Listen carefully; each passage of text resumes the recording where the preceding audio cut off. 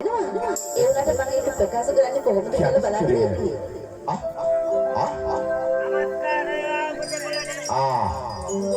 දීර්ඝාෂේවා දීර්ඝාෂ මහත්සේ රාජ්‍ය කපිල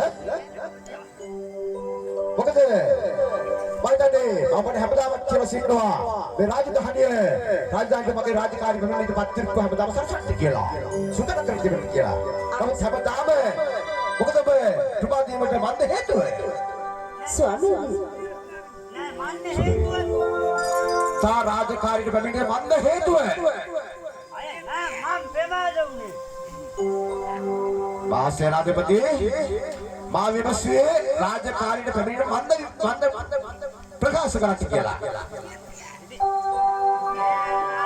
ඔව්. මට හරි වැඩේනේ උනේ මම දන්නවා.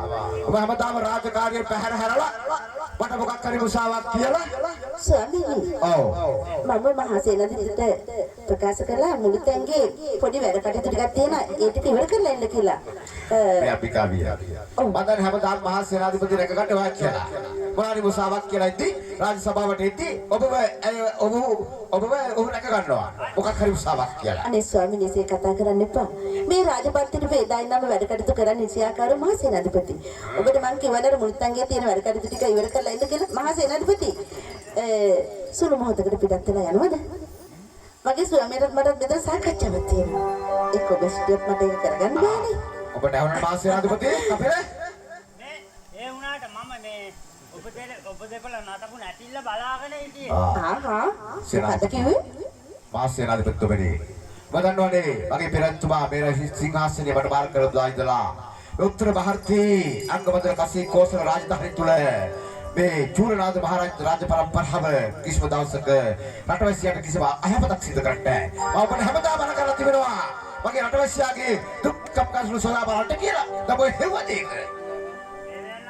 ආව්. මම උදාසනෙම එන්න කියලා තමයි ඊහවහම ගිහිල්ලා ඌරු ඇඳේ ඇලවුණා. ආව්.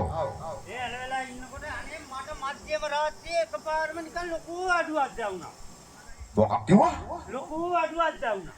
කියන්නේ මේ හිමිද රාත්‍රියේදී මට යම්කිසි අඩුවක් වෙනවා. මං ඊට පස්සේ නැගිටලා හිමීට බැලුවා.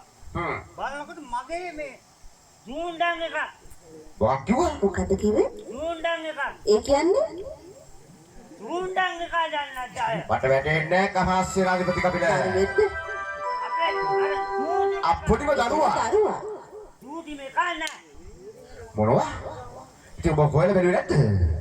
ඒවදේ නේද මම ඊට පස්සේ නැගිටපු ගමන් ඔව්. ඌරු ඇඳන් අතේ පැදුරු කොටවල් අතේ ඒ කියන්නේ නිවසේ හැමතැනම සොයා බැලුවා. ඔයවත්ම පේන්නේ නැහැ දේරනවා ඊට පස්සේ මං කරපු දේ ගිහිල්ලා අකල කුත්තේට ගිහිල්ලා හන හුලක් ඇදලා ගත්තා. මොකද්ද? මොකද කිව්වේ? හනහුල. හන හුල දන්නේ නැද්ද? මට වැටහෙන්නේ නැහැ මහා සේනාධිපති. හනහුල. අර දෙකට මැද්දෙන් ගහලා තියෙන්නේ හන හුල. කියන්නේ ඔබ නිවසේ තිබෙන්නේ නැද්ද? අය මේක හැම ගෙදරම තියෙනවා. හනහුල. මට වැටහෙන්නේ නැහැ. මට තේරුම් කරලා දීපන්. අර මේ අහුරලා තියෙන කුත්ති වල හැම ලස්සනට අර ඉරලා ගන්න ගෑනු. මා ඒ සම්බන්ධව දැනුවත් නැහැ මහා කාන්තිනාධිපතිතුමනි. අනස්ස ස්වාමීනි හරිති මහා සේනාධිපති කියන්නකෝ. මං ඊට පස්සේ ගිහිල්ලා හනසක් කරා හීනුවට ඉරලා දැන් ඉඳගෙන ආව්. බැලගෙන දැන් පාට්ටු කරගෙන දැන් ගේ වටේ අපේ දැන් ළමයා හොයනවා. මොකද උනේ කියලා. ඊට පස්සේ ගිහිල්ලා කොහෙවත් නැහැ යනවා. මං ඊට පස්සේ හිමීට කිච්චු කරලා බැලුවා වත්තපල්ල. ඔව්.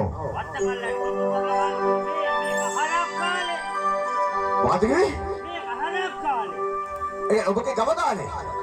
මේ පොඩි දරුවා. පොඩි දරුවා කියලා කව කාලේ. ඒකෙ මෙත්ත කරන්නේ. මං බලනකොට මේ කදිලා අනේ අපේ වැස්සිය දුකෙන් පිරිඋරා බොනවා. ඒ දරුවා. පැටියව බඩගින්න නිසා. බඩගිනි දෙන්න එපයි දෙන්නවා. මොකද මහා සේනාධිපති කිව්වකෝසේ දෙන්නකොට දෙන්න කුඩ කිරි දෙන්න එපයි. අමරසු මහමෙදා මට කියන්නේ එක් දරුවෙක් කිනා කියලා නේ. එක දරුවා ඉන්නේ කොට ඉන්නේ. ඒ වුණාට දෙන්න කුඩ දෙනවනේ. මහා සේනාධිපති නෙවෙයි. එක් දරුවෙකුට ඉන්නත් දරු දෙනකොට කිරි දෙනවා කියලා. කිව්වද තා පවසන්නේ? අපේ අල්ලපු ගෙදර දරුවට ඒක නිසා ඒ කියන්නේ තමාගේ සොහිරුගේ පුතාට මම තන කිරිපත් දෙනවා. ඊට පස්සේ දෙවියන් හා. ඊට පස්සේ මම ඉමීට ගිහිල්ලා කොල්ලා දොළුවත ගලපුවා මම පුතා ඇද්දි දැන් කිරි බිව්වා යමන් කියලා අරගෙන ගිහිල්ලා දැන් දරුවා නිති කෙරෙව්වා. ඔව්. ඒක කරවලා මම දැන් පාන්දරම එන්න ඕනේ රාජමන්දිරේ.